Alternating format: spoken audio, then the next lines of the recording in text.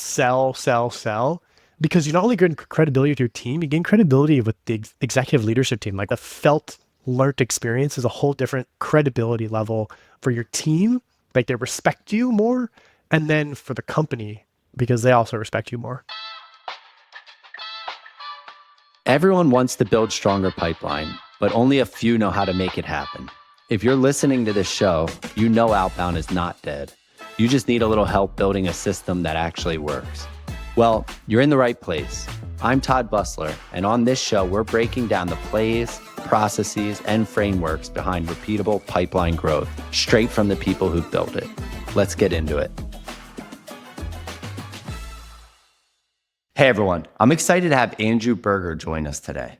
He's currently the VP of Revenue at Capchase, one of the hottest Series B companies out there. Not only is Andrew a good friend, but he spent time at 4 different early stage startups, leading sales in both the VP of Sales and CRO capacity. Today, he'll share how the world of Outbound has changed in the last decade, and he'll go into details on exactly what he's doing, building the Outbound motion at a Series B organization, and rallying the organization around Outbound and everything that goes into that. Enjoy. Berger, I'm very excited to be talking to you today. How are you? I'm doing great, Todd. How are you doing, man? I'm doing great. It's been a while. I was thinking about this. We started at Square around the same time, more than 10 years ago now, which sounds crazy. Yeah, I was thinking about that the other day, that some of the people that we interacted with, it's like 10 years old, like from that time period, and just where that business was when we started, slanging credit card readers, telling people on the phone, directions to the app store of a physical credit card reader, to where that business is now, but also some of the fundamentals it taught us, and then seeing like where our peers and our friends are in their careers. It's been a fun decade. 100%. Yeah, there was so much learning there that I don't think, at least I didn't appreciate that. Now I'm like, wow, okay, there was a ton in that business, and you were there a lot longer than I was. That kind of shaped a lot of my thinking. I'm sure a lot of yours, which we're going to get into. But why don't you take a minute, Andrew, and explain kind of how'd you even get started at Square? How'd you get that opportunity? What'd you do there? Like team size, revenue, scale, just to set the tone for what we're kind of contrasting things to. Yeah, it's a kind of fun trip down memory lane to think about it. So like over 10 years ago, I found my way into tech. I'm not kidding, through a Craigslist job posting.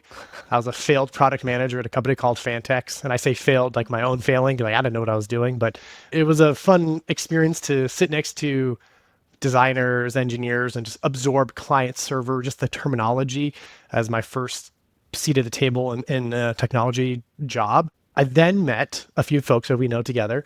Ben Fisher, one of my buddies, his wife now, girlfriend at the time. Kate was like in the first cohort of sellers hired with you.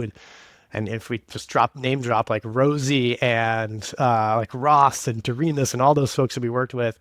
And I was talking to Ben and Kate at the time, saying, hey, like, I think I want to get into sales. And Kate was like, hey, well, we're hiring a bunch of people at Square. So I interviewed, and I remember Ross and Rosie and Doremus were in my interview cohort, like my final presentation. I was like so nervous about it. And luckily they passed me through, and I did about a little over like a year of selling Square. It was a great time. Like we all were hunkered in, like, I think the 6th floor, and then we moved up to the 18th floor, something like that. It was just exciting time when we're all relatively young in our career, striving towards a mission. Like Square was hot. I think Aaron Zamos used to have this famous saying about the tech clock and the journey of a company. And like we were at that North Star at that 12 o'clock, and we were grinding hard. I think I was given a phone book of Washington, D.C. and said, go call everybody to offering Square payments. Like a huge principle, right? Trying to cast a wide net and not understand like who your key persona is or your ICP is. And so like you learn those things by trial and error. And over about a year and a half through that journey, we definitely hit some sort of plateau on the sales side. And I think some of the principles that Square imprinted upon me was all new teams had to reach some sort of cliff of ROI and investment. So I remember Eric Sager distinctly would be like, hey, we give $1 to marketing, and X period of time, they're going to give us $3 back. So the sales team has to be more valuable than those 3X ROI positive. And then every new initiative underneath the sales org had to be growing faster than, growth rates, and also like dollars and cents in terms of ROI positivity and value. So I can't remember all the details, but basically reaching sort of cliff in terms of, back then it was payment processing volume and new merchants signed up. And so like, how do we grow? It was clear we were attracting very large merchants or large sellers to the platform. However, not all of them are qualified. And who would have thunk, let's do some qualification instead of routing all inbound leads to everybody. And it was just so much fun building from scratch. It wasn't easy at all. A lot of cross-functional work, a lot of, sales teams. I'm going to take your leads away. Like, who are you hiring these like 24-year-old kids like to take my leads? Like, there was so much dynamics to overcome, but we built a pretty good program overall. Looking back, it's like all of that stuff is so critical today, right? And I think there's not many companies dealing with, hey, I'm getting 5,000 inbound leads a month. Yeah. What do I do with it, right? But Yeah. slowly, okay, how do I turn this outbound thing on? How do I make sure that it's high enough ROI? How do I determine how to scale that? Where do we scale that? What's the profile? Like, you had to learn so much there. What were some of the big kind of unlocks transitioning out of the more inbound ops heavy motion to like, all right, we're going to scale this outbound thing? And how did you guys go about it? This is kind of a fun trip down memory lane, which is specific to Square at the time. So there was, through a lot of, as you know, selling the payments product, we wanted to go find merchants that would do high volume of transactions. Through that journey, we realized not every dollar is created equal. So there was a level of ticket size, type of customer with interchange rates and credit card issuer fees, et cetera. So what we basically coalesced around was that QSRs, quick service restaurants, that had a ticket size of like $15 to $25, $15 to $50, and doing $1 million to $10 million per year was kind of like our prime target. Square would reap the most amount of profitability on a per transaction size, given the credit card mix, and also it was the highest like volume against existing cohorts. So AEs wanted that business, the SDRs wanted that business, the company wanted that business. So how do we go do it? We did a ton of trial and error, and through John Lay was really instrumental in some of this work, which was talk about personalization. Like, now everything, personalization. I mean, back then, I'm not kidding. We would look at a Facebook page of a restaurant. We would then go to the Yelp rating, and we would find like the most highly pictured or rated food item. We would then take that and put that in emails, or we would call people. Like, we did a mixture of emailing and calling, like 2-channel approaches. And we just saw results skyrocket. It was pretty remarkable. And then the 2 branches like came through that. I sat down one night in kind of the bullpen of Square, and one of our sales engineers, a guy named Ben Hartard, came over, and we're just kind of like shooting the breeze a little bit. And I'm showing him like what our process is to go check, does this restaurant or merchant already have an account inside of Square? Because again, we wanted to really bifurcate ourselves from the self-serve business from the sales-led business, because we wanted to prove we had to reach that cliff minimum 3x ROI positive on the work that we did. So we had a pretty clear line of demarcation. And so Ben's sitting with me, and we're just kind of like shooting the breeze, talking about like, what is our process today? And we would sometimes try to find the contact person of who created the website of that merchant. We literally type in like in terminal, who is the website name, right? Who created the GoDaddy certification? We then go to the Facebook page, go to the About page. We then go to the Yelp page. And I'm sitting with him, we're talking about this. And I remember I got pitched on a tool called Datanize like in 2014, 2015. I'm talking to Ben, I'm like, dude, can we like do something like this? Like, you're smart, can you figure that out? And I'm not kidding, like a day later, he built this tool, Chrome plugin, internal usage called Square Website Analyzer. You press the button on a website and it would branch off into like their Yelp page or Facebook page, check against internal Salesforce, internal tool. I think we use a platform called like Regulator or something like that. Doing all the automation, like nowadays automation's everything. We did this 10 years ago, and he built this internal tool. And so that is, I would say, the principles of identifying a relatable object within personalization was one aspect. The second piece was automating all the manual work that we're doing to be more efficient, just to get more done over a fixed time period. And then what we did is we extended it even further. I worked with a company called Lead Genius. I was talking to them saying, hey, getting local data is really challenging. You can get a bunch of different data, but our target merchants that provided the highest value to Square were not indexed on LinkedIn. So it's how do we go find local information? Lead Genius model like had a mixture of software with contractors around the globe, and they would go call and validate information. And we were able to get in such a good rhythm with them that they would do the manual work like on Yelp, the highest rated food item, and deliver that as a massive CSV file. Like one column was like best food item. We would then take that, import that into Salesforce, take that, run that through SalesLoft, and then boom, we had automated through manual work our outbound prospecting, referencing their best food item. And I can't even tell you, like, the response rates, the sentiment rates were like through the roof. And so in that vertical, in that motion, through personalization, efficiency, working with third-party providers, we're able to not only just like value-added engine to the Right. business, but a pretty demonstrative results to the business. For sure. And it worked because that part of your org under you scaled to, 7,500 people or something. It's scaled to a real size. And Yeah. it's interesting hear you talk about it because sure, the techniques might be a little bit different today or like, selling at Square is a lot different than Capchase or Front or Champify. But the ideas are the same. It's like, how do I minimize non-selling activities? Where do I get an advantage to understand who the exact accounts are? And what can I do to get them to respond? And this example is sending them a picture of their favorite cheeseburger or ice cream. But like there was something there. And it's this constant battle of like, okay, find something that wins, go do more of it, scale it, et cetera. What else did you say were some of the big things you learned there? What I just heard was kind of really big importance on operations and measurement. Yeah. B, really big importance on experimental kind of creativity and always testing the envelope of how much more juice can we get from this. What else were some of the big things you took away? Because you learned under some great leaders there. Yeah, I think there's like three critical elements that I've taken to my career under there. Number one, from I would say Eric Sager. He's like the COO of Plaid now, and Eric was all about efficiency and precision. What he taught me the most was like, how do we scale a program with automation and processes until we have to go hire the next person? And every person we brought onto the team, especially it's easy in sales, it's easy to quantify their output. Any person in the organization, whether it's pre-sales or post-sales, like there are metrics associated. When we brought data to the conversation and we're able to explain the ROI from these activities, and specifically I brought some initiatives to him that required headcount. He's like, no, go solve the problem first. And until you've proved that, then we can go, hire folks if we even need to. And that's more apropos, obviously, in today's market than when it was even 5-6 years ago. I would also say kind of a derivative off of that is Taylor Casino, one of my leaders. He made me think about like newer teams and organizations as he started a bunch of new teams at Square over his decade-long career at Square, which was each sub team had to grow faster than the bigger organization. So if organization is growing at 200, or 2x per year, this group needs to go 3x per year. This smaller group needs to go 4x per year, right? Or some variant of that. And we would sit down together and he'd be like, okay, I want you to treat me like I'm your angel investor. I'm going to give you dollars. I'm going to expect a return back.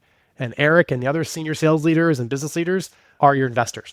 And so like, we're going to have to, on a quarterly cadence, start to prove what we're doing, ask for buy-in, enroll them in, and include them into some of the thought process and decision-making. So those two aspects are like really helpful in my career.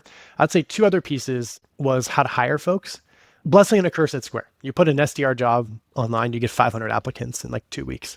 2014, 15, like we were private, then we went public. Like Square was hot, super hot.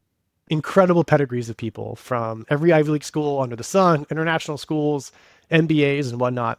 On paper, everybody looks really talented, but then how do you actually tap into like the human psychology and human aspect? And through trial and error, everything's testing. We would test different interview practices and whether we'd give them a case study. Zoe and I we gave some folks like 50 leads and say, rank them top to bottom, who you'd go after and why. Or you get 50 leads to go prospect into. You can only have time to go after 10. Why did you choose these 10? And walk us through how, like, we wanted to know how people think, not just like what have they accomplished. That has led to like some folks we've worked with are, basically VPs, directors, investors now, starting their own business. It was hired some amazing people. At this time, I only worked with like one organization. I worked with a company of 40 people. Then I got into Square as 400 people. I left, it was 4,000. I think it's now close to probably 12, 13,000, something like that. And the ripple effect of people you have to work with and how you have to get along with others and build relationships. I had to go create new job levels in the architecture. Like I've never talked to an HR team about new job levels, right? I had to go create new sales comp plans with sales finance. I never created a comp plan before. This was, 10 years ago. And so all those learnings were net new for me, and being able to, I would say the key learning there, how to work with a business partner and understand what drives them, what motivates them, what's on their OKR, so that when you come and ask someone to do something for you, you understand where they're coming from and how you can both kind of work together. So I would say like those three big topics were absolutely like lifelong learning for me in my career. There's so much to unpack there. One thing you didn't say that I'd love to hear you talk about a little bit is kind of, look, building in this example, SDR inside sales org from single digits when we started to hundreds, right? Talk to me about how you drove accountability, drove the right behaviors in an organization, performance management, and kind of what you learned over your journey there, because that's applicable to anyone listening at any stage. And I think like you got insane number of at-bats in a quick amount of time, and I'm sure you've learned a lot from it. Yeah, it was trial by fire, and I was not good at it when I started. And I remember distinctly the first quarter of like having a real team, like 6 to 8 people doing inbound, 6 to 7 people doing outbound. This is a big group as like a first time leader. Comes from athlete background, sports background. You and I both played sports growing up, and I just wanted to be the best at what I did. And so I would work hard to do whatever I got to do because that's just like who I am. That's came through my family and whatnot. And a result of that was, I can't remember, I think it was the end of 2014 or something like that, that we did some like sales awards. And Beth back in the day gave me a Energizer bunny because I didn't even know I made the most amount of calls over like a quarter or 2 quarters. It was like some like goof trick, right? And what that thinking to me was like, I knew what my goal was. I just wanted to be the best. So I'll do whatever it takes. I honestly didn't even count my calls or demos or emails. I just did what I believed internally was supposed to be the most. Now, when you manage people, that's very different. I treated that first team like I treat myself. Here's a quarterly target. Here's what we're going to go do. You guys know what we're going to do. I brought you into the mission. This is where we stand in the company. This is what we're doing for the business. Like this, we're all connected together. Go. And when I say go, yes, we did one-on-ones and stuff like that, team meetings, but I wasn't obsessing over monthly metrics, weekly metrics, daily KPIs. And at the end of the quarter, we had pretty bad results. Like it wasn't good.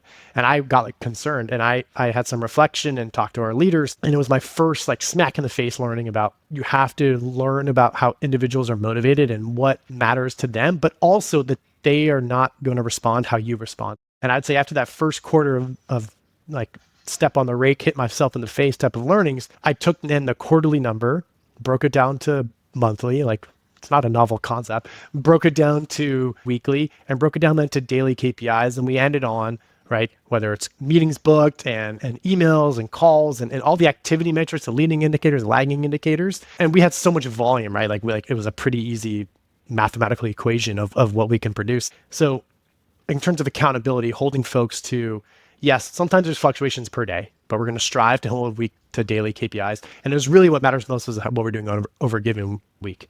I would say like early in my career, I was really bad at setting expectations, and I was really bad at having crucial conversations. I would say in Square's journey at that time period, going from 400 to 1,000, 2,000, 3,000, there's a huge emphasis on people leadership and people management. And I'm grateful that I was put through a lot of different programs of how to, whether it's Kim Scott's Radical Candor or Crucial Conversations or the litany of books and processes, like there were programs designed for emerging leaders, which was really nice. And I would say my time at Square, I was probably a really bad expectation management setter. I was probably really bad at having direct conversations. But those principles have applied, and I've taken what I've failed at and what I learned to where I am now, where setting expectations, having difficult conversations, getting the best out of people. I wouldn't say it's not easy, but it's more natural because of the volume of at-bats that I had over that kind of 4.5, 5-year time period. I feel the same way, right? Like I left Square, I joined Heap. I never managed before. All of a sudden I had a team under me or trying to figure it out. And I would say wired very similarly in that like, all right, I'm going to outwork everyone. I'm going to show them what like the level of effort looks like, but people are not wired the same. But what I want to do now is talk about what's your current role, right? And kind of show the distinction between how that world has changed, because I do think there's a lot of similarities. Sure, the buttons we're clicking or the strategies we're doing are different, but there is a lot of similarities. So What's your current role today? What does Outbound look like on your team? And maybe just frame it up on, hey, here's what I kind of walked into, and here's kind of the mandate as well. Yeah, great. So my current role is the VP of Revenue at Capchase, and Capchase is the #1 financing platform for buyers and sellers. And so specifically what that means is that we finance contracts. Think of like enterprise contracts where we can then remit or give the full payment of that contract over up to 5 years to the vendor. So think about public companies or emerging enterprise companies that have very strict payment terms processes. We'll underwrite to the vendor and then we collect monthly or quarterly from the buyer side. And we do this in a very technologically driven way through CRM integrations. We have our own apps and we automate a bunch of work. We do a lot of like LLM modeling on credit and risk behind the scenes, and a lot of taking proprietary data and external data to look at risk profiles of buyers and even vendors. So I'd say like the corollary here is like back to payments-esque, back to fintech.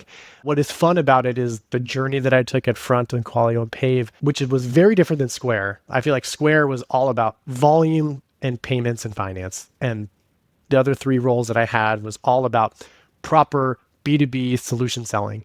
You and I both went through force management, command of the message, different tracks. I went through them twice. And so all about the change curve, right? And the value added conversation and so many principles align. And where I'm at Capchase, we're targeting and we go after, and we work with enterprise software vendors and we bring software to the equation. But now we're talking about back to payments as well. And so there's a mixture of BIPs and software solution selling, which is actually pretty fun.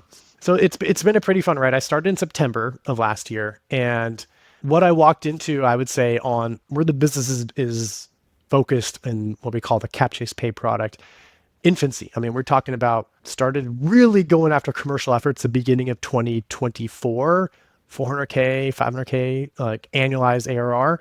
And we're just passing 5 million right now. And so it's kind of like one of the concepts that stacks over time, right? When you have payments and contracts stacking up over time, month over month, quarter over quarter. I'd say I walked into a team that was trying a bunch of different things at once. And we have a really cool growth engineering team, which I've never worked with, but have a list of like 20 different tools that they use, multiple different email domains from .io to .ai, to try the different email inboxes and all the campaigns. We have very talented people that can go and look at who's following who on LinkedIn, proprietary data, and try to match some models that way.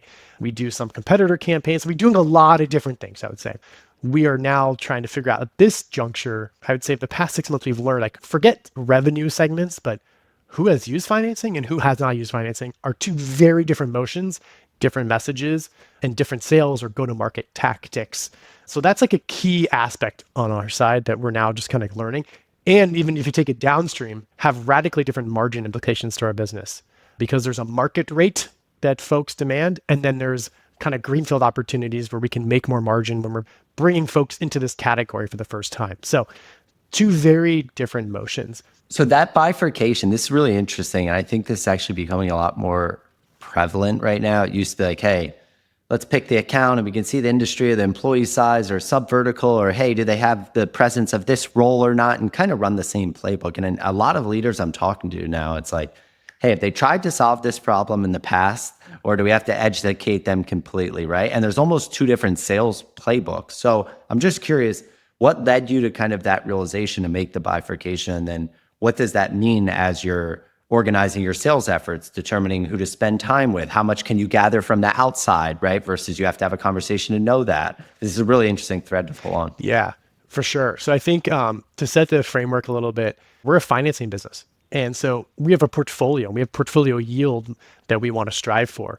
And in the portfolio, there's diversifications. And so there's diversifications of how much, I guess I would say, how much margin we're making on a either per vendor level or a per program level. And so when we look at this bifurcation, what we've noticed is that kind of like the tech trend, which is we see a category called equipment financing. It's pen and paper, takes a very long time to get to respond to folks. People are frustrated. Buyers are frustrated. Vendors and sellers want to close deals faster. They're frustrated. It can take up to 14 to 28 days. And if we can automate that and provide some amazing UX and UI, we're starting to see folks come to us directly. What we're striving for is volume, and we're going to go figure out the margins later. However, we have to be conscious of it because we have standard rates. And then we know if they're already using financing, there's some sort of wiggle room that we understand the market is demanding. So I would say it's more of an effort of us being cognizant of who we're going to go after, because we have to take it a few steps further. What is our portfolio going to look like? You could have a diversified portfolio, some high margin, some low margin, some medium margin. We don't want to lose any money on any contract that we're financing. But I'd say the playbooks, and you call them competitors, but who are the existing players in our market? Where do they sit? How do they interact with their customers? What conferences do they go to? Like, we've never gone to an equipment financing conference, but guess what? Our CEO and CEO are just going as attendees next week to Chicago. Like, those are new motions for us versus your traditional, here's what an SMB customer looks like. Here's what mid-market looks like. Here's what enterprise looks like. And I think that is now matriculating into what type of messaging. If you go to our website, we kind of go between buy now, pay later for SaaS or flexible payments. But people that use financing, it's called subscription financing. It's not called flexible payments. And so like even words matter, language matters when you're trying to resonate with that director of revenue accounting who uses an existing program. You have to match what language they're using. So how do you take that? So it sounds like to me you've had some of these learnings, right? I agree. If you're in an industry or they're used to some existing terminology, like you don't even get a seat at the table if you're not using it, right? But how do you go and begin to structure the team, right? Because you're making a serious bets when it talks about outbound. You only have so many hours or kind of arrows. How do you determine that? Do you say, hey, I'm putting 20% of the effort here. I'm going to let the founder see if there's something in this more experimental thing before we put headcount there? Like, you're one of the stronger ops minds, but like, how do you think about it? How do you approach it? How do you allocate your team?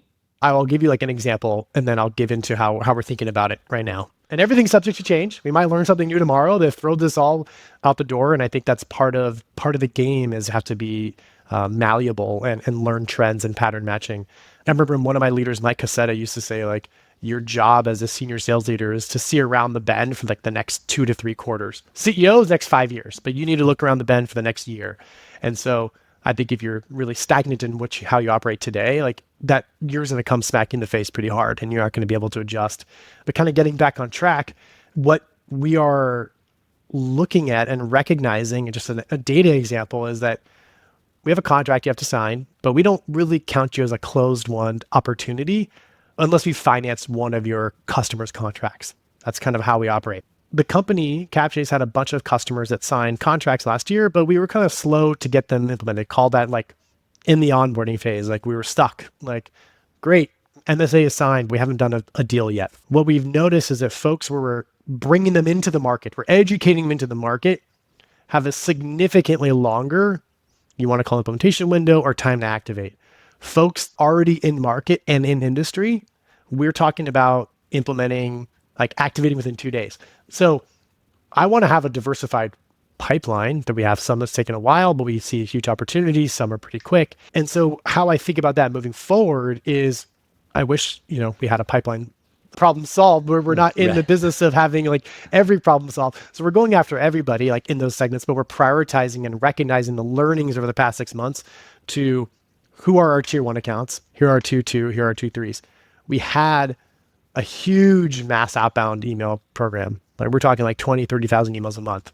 And it was sophisticated. It was great email domains, high open rates, good sentiment. We talked to a lot of people, but it wasn't yielding really tangible results that we can get behind. So we recognize, all right, this market for this product, we have to change. We have to pivot. So we're now doing our typical like tier 1, tier 2, tier 3 accounts. I'm giving the reps the ability, here's our accounts. You're going to pick 30 in your tier 1. You're going to, hell or high water, you're going to get an intro to that account. Tier 2 is probably a mixture of what we call like existing in market and greenfield. And tier 3 are folks that we're actually going to let our growth engine, they're going to go automate emails. Emails come from founders, email comes from COO, emails come from me. Part of me is kind of going back and forth into less prescriptiveness, but more expectation setting with our team in terms of like, I don't care if you make 4 emails on this account and then 5 calls or you switch it up. Like, on average, you got to make X number of contacts over 30 days before that account like moves back to being recycled. And so I'd say those are the learnings that we're taking. I don't have the biggest team. We're a pretty small crew. We all work hand in hand together. We're in the trenches together. It's fun. And we share learnings pretty synchronously across the group because we might have a sequence that's going, we're going to just completely change as we learn more market information. Probably when you were at the front or just after Square, it was like, cool, you could do some magical things with sales loft and outreach and like response rates through the roof. And it was kind of test and it was guaranteed to work. It was just what find it. Now you can have some of the smartest people on a whole other scale. And it's still like, it's really challenging. So When you think about the success of the prospecting motion, right? And I know you bring that rigor into the organization. Is it, hey, you better be able to break into X% of your tier ones this quarter? Is it, I want to see 2 new business meetings a week? Like, what are you rallying everyone around toward? And I think the metric is important, but I want to know kind of how you arrived at that, right? Yeah, yeah. So for me, it's all about new business meetings. And the reason why I obsess over new business meeting is we can control that. We have about a year of data that shows meetings that lead to opportunities, the opportunity life cycle, close one, activation. I'm kind of rallying the team around the winning by design bow tie model because our business is consumption. I mean, that's really what it is at the end of the day. And so, of course, want new opportunities that we're winning all the time. Going back to everything at Square, like we held one metric consistent, everything else, like we would kind of waterfall down and see the results. If we can increase the number of new business meetings per week, we put a rallying cry. We want to be at 20 new business meetings per week. That's where we want to be. That's our goal. Everything else will be taken care of. The model for the rest of the year, the financial model, the results, holding, everything else consistent. If we get to 20 per week, we're in a great spot. When I came in September, October, we were like 1 to 2. We're now like 5 to 8. And by next month, we should be 9 to 12. And if I can see 10% growth every single month by the middle of the summertime, if we're getting close to 14 to 15, I feel like we're on a great path. And it's like I've rallied the company around. There's one metric that matters: 20 new business meetings per week. I love that. We think very similarly too. Like I think earlier in my career was, you always think, oh, we have a win rate problem, we have a velocity problem. At the end of the day, they're usually misdiagnosed. Like Sam Blond always says this quote as pipeline problems. And like, you're right, you can control, can I find a way to get into this account and at least be able to introduce ourselves? And you can control that. If you're doing the targeting right and learning on the targeting, everything will kind of work itself out. Exactly. Because like every new conversation is a learning mechanism. 100%. The pitch gets a little better. Your objection gets a little better. You have one more case study because now you have a couple more happy customers and it all builds on itself. Oh, I was on a call last week and it's like we have a really awesome potential new business opportunity for a company that's looking to go public. They want references. Have we really done references? Not really. But now the relationships that I've built with some of our existing clients leads us to have the ability to have personal connections and references. And now they're referring us to other folks. And like all of a sudden the engine starts to snowball. We're not there yet, but we're getting pretty close. Last question I have for you, Berger. And by the way, I think your journey is fascinating and admirable of just like, you've done it during the highs of SaaS and kind of had some really good runs. And then, it's hard now. Like, people like me and you that I would bet on versus a lot of people, like it's still hard. I run this podcast and I do webinars and stuff to explain to people, I don't have all the answers. And if someone says out they have all the answers, they don't, because everyone's trying to figure this stuff out too. What advice do you have now that you've been this, head of sales, VP sales, head of revenue leader multiple times? Like what advice do you have for the person stepping into that role for the first time where like, look, whether they like it or not, they're going to walk into some uncertainty. They're going to walk into some shit that isn't really working. What advice do you have now that you're on your fourth run at it? I think the most critical thing, I think Jason Luntcomb talks a lot about it, is like, you got to be in the trenches. And I think ZIRP era created some like ivory tower mechanisms. I fall right into that category. I was like, I have this team doing all the work. I'm just going to like manage my dashboards and all that stuff. And that did not work. What worked for me at Square was I could demo the product with my eyes closed. What worked for me at front at the beginning of the day is I'd sit next to Mathilde calling and I would cold call customers selling front with her because I needed to learn. I had to go close my own deals. And kind of coming full circle, I'm on a much smaller team now at Capchase, which is great. Like we're being efficient. Before this call, I'm not kidding, I'm working with our data engineers and he's helping with a prompt engineering exercise on an ROI calculator in Claude. Like I'm literally building an ROI calculator in Claude GPT, just like riffing on it because one of our customers needs that. And doing that work, making the connections on LinkedIn, having the conversations, doing the multi-threading, I firmly believe that I have to lead by example with the team. And when I had 5 directors with different teams, solution consulting, SDRs, AEs, like you get brought in for like the last negotiating conversation and like too far removed. And so I've talked to a bunch of folks who are stepping in their first time VP role or head of role or like player coach role. It's like number one advice, like sell, because you not only gain credibility with your team, you gain credibility with the executive leadership team. Like, wow, you're really doing this thing. Like you can speak to the pains versus I can listen to all the gong calls all day long, which I do, or get the email summaries on the week. And it's like, that gets to one level, but having like the felt learnt experience is a whole different credibility level for your team. Like they respect you more. And then for the company, because they also respect you more. Berger, this has been awesome. I think the three big takeaways for me is just like, I'm not surprised by this at all, but you continue to outwork people and just set the example of like, look, I'm in the boat with you. This is hard. We're figuring it out together. I'm not above any work. I'm not sitting here refreshing a dashboard. I love the rally cry around 20 new meetings, like super tangible. Everyone can get on it. Everyone feels they have to play their part, and you're constantly chipping away. Like, I haven't met many leaders in the last couple of years that are like, wow, we found this one campaign and now we're skyrocketing. Exactly. If you do, it's probably going to end in 30 days. Tell me. Yeah, or tell me too. You got to find a new one. And the reality is like you said, one of your leaders said, you're trying to see around corners and say, when is something going to break? All right, let's start fixing that now. And I just really respect how you've gone about it. So I appreciate you sharing some of the learnings. I'm rooting for you. Anywhere people can follow you or if they want to get in touch?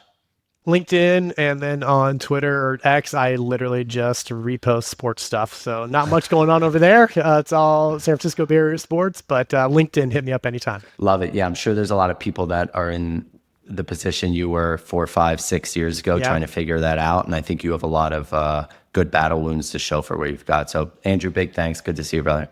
Thanks, Bus. Good luck out there. Thank you. Thanks for listening to Cracking Outbound. If this was helpful, let us know by messaging me, Todd Busler, on LinkedIn, and share this episode with a friend that you think will be interested.